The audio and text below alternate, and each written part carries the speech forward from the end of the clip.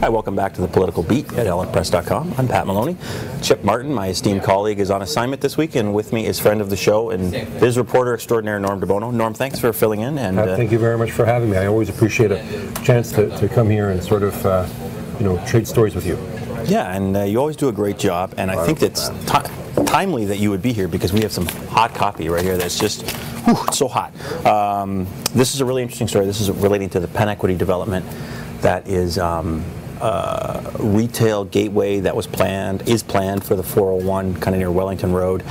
The mayor and council had approved it 10-5 last month. There was this notion that it was the cart going in front of the horse because there's a woodland and a wetland, and do they need to be protected? And council didn't have all the information relating to that. So the Upper Thames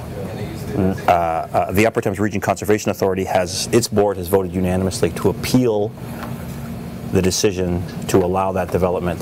They're appealing it to the province. That'll take several months, and if the province upholds that appeal, that might doom this development.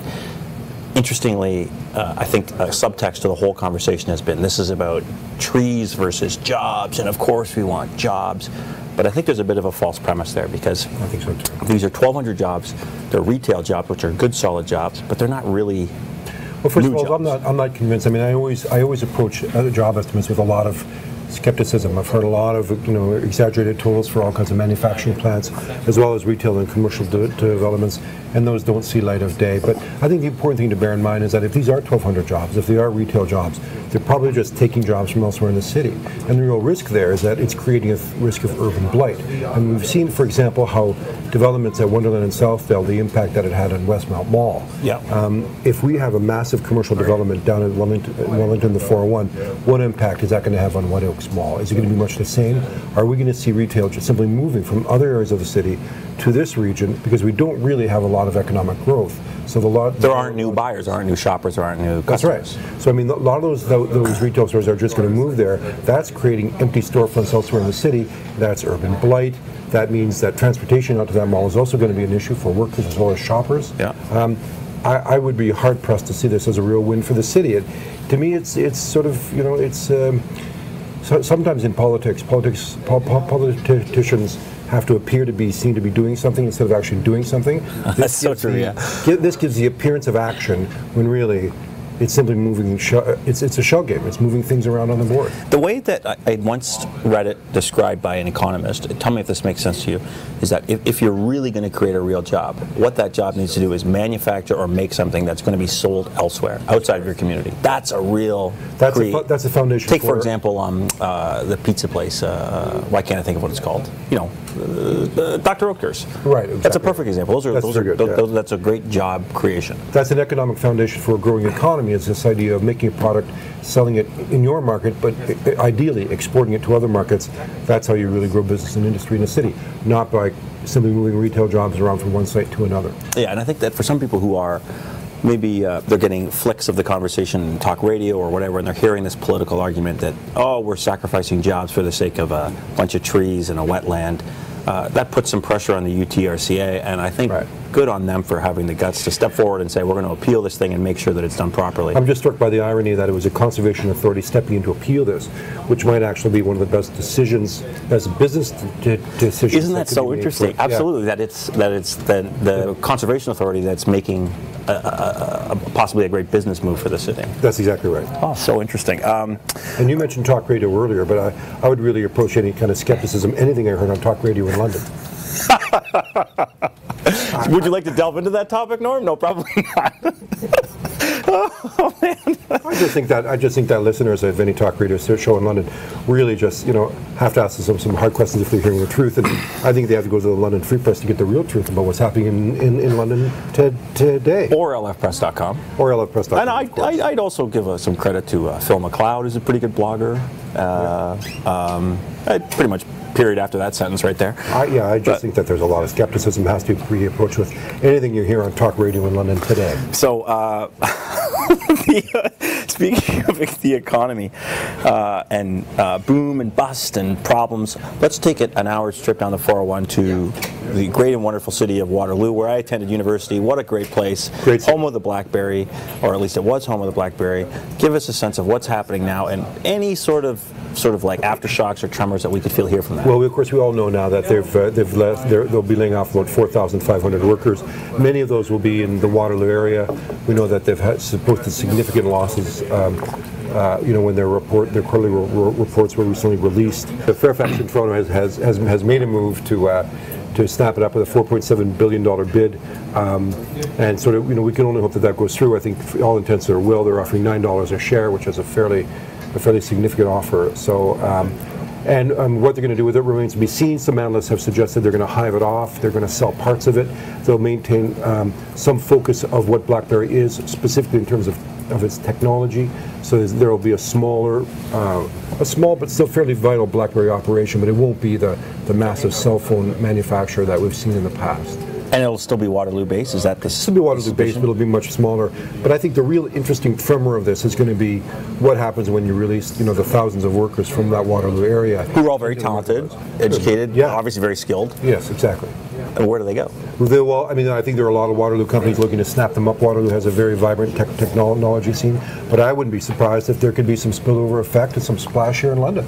There are technology companies in London, software developers, games makers, specifically, who are crying for good technology talent.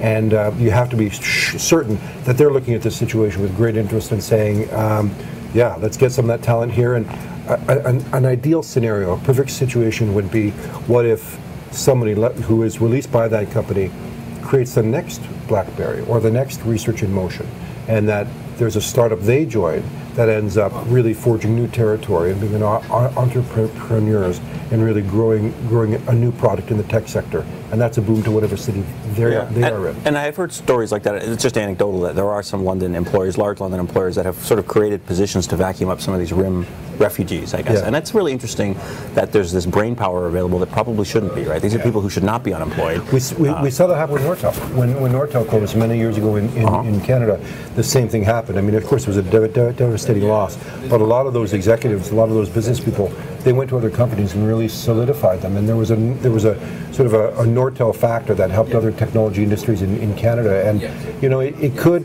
in a shakeout kind of way benefit a larger tech sector here in the country. Okay, let's enough about the future. Let's talk about the past. Let's talk about Blackfriars Bridge, which is well over a century old. Yeah. I am completely biased on this issue. I love Blackfriars Bridge. Oh, yeah. I love the thing. In a city that is just almost bereft of real icons and landmarks. I mean, someone had told me recently that there was somebody did a survey asking Londoners what landmark stands out to you in the city, and people said one London place, an office tower, which sort of surprised me. But to me, I would put Blackfriars Bridge right up there. It's this beautiful, one-of-a-kind historic bridge. I agree with you, and I would elevate it above that, because you're right. One London place is still an office tower. I think in 10, 20 years, it's not going to be as attractive as it is now. If you look at other London landmarks, the downtown cathedrals, the Grand Theatre, Eldon House, the Forks of the Thames, they're wonderful. There are icons that other cities also may have similar properties, but nobody's got a Blackfriars Bridge. It's iconic, it's unique. It is, as you've said, as you've written about, the only bridge of its kind still operating in North America. In North America, yeah, and it's not operating at the moment. No one can go across it. So City Hall has sort of started the process of potentially doing a major structural overhaul. They haven't had one in, I think it's 50 years since the last structural overhaul was done. It'll cost several $1 million. 2 points. That's actually cheaper than building a new bridge with the cost of refurbishing Blackfriars. And if they do it properly, and it could probably take a couple of years, so that means that bridge is going to be out of service for a couple of years, maybe even 3 years. You're looking at another half century of life out of Blackfriars Bridge, which again, I don't think there's a price tag too high to preserve that bridge. I think a lot of people would agree with that. I certainly agree with that. I think it's again it's become or part of London history, part of London tradition. We know that Paul Haggis, the filmmaker, uses his production company is called Blackfriars. And that's the logo, yeah. A logo of the bridge appears at the end of his films. I mean, that's how global it is in its appeal. Can I just slay that sacred cow and just say I think Paul Haggis movies are really overrated? No, you cannot. I love Paul Haggis movies. And I think Do you really? Yeah, I think he's terrific. I think he's a terrific director. He's a great screenwriter. And Like Crash, like people said Crash was the worst Best Picture ever made. Do you remember that? I do remember. And I have to agree with that. I don't know if that's true. I have to agree with that, but it is cool that that's the logo, and Yeah. I love the bridge. It's such a great thing, and I hope that City Council and even Paul Van Meerbergen has said, like, saving this bridge just makes economic sense. I agree totally. I hope they do it. The mayor's race. Joe Fontana, as we know, is going to be running again.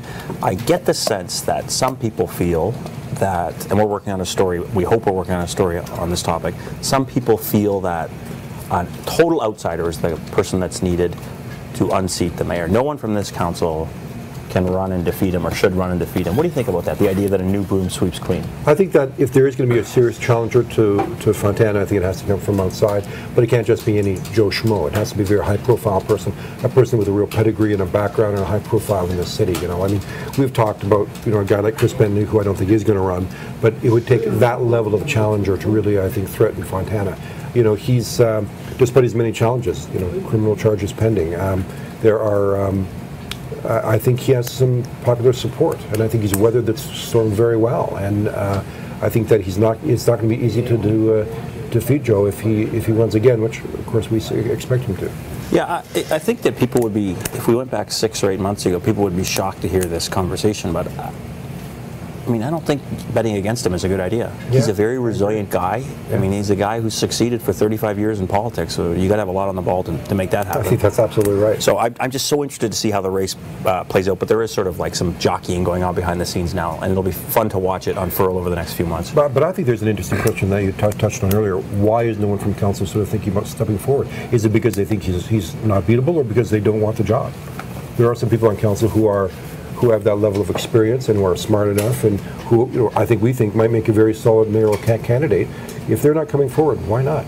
Well, that's a very good question. But you know, there's a difficult set of circumstances there. Maybe it's hard to work with that cabal of councillors in some respects, right? And a lot of them will probably be expected back. And I mean, who knows? That's a good point, though, Norm. Okay, thanks for joining us. Thanks to Norm for filling in. My pleasure. Thank you, Pat. On behalf of Norm, I'm Pat, and keep with us. We'll see you next time here at ellapress.com. Thank you.